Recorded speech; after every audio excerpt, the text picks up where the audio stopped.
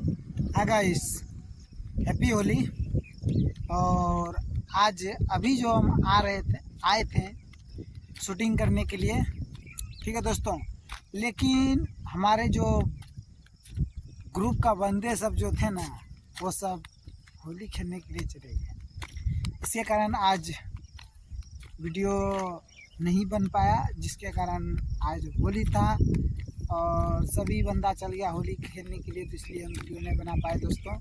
और next day आपको video मिलेंगे और होली का भी वीडियो आप सबको मिलेंगे दोस्तों, ठीक है दोस्तों। और वीडियो में बने रहें, ठीक दोस्तों। और आप सबको होली का हार्दिक शुभकामनाएं और सभी होली का एंजॉय लें दोस्तों और मज़े कीजिए, जो कि आज तो कहने की बात नहीं है।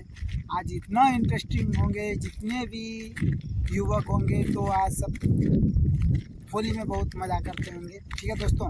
इसलिए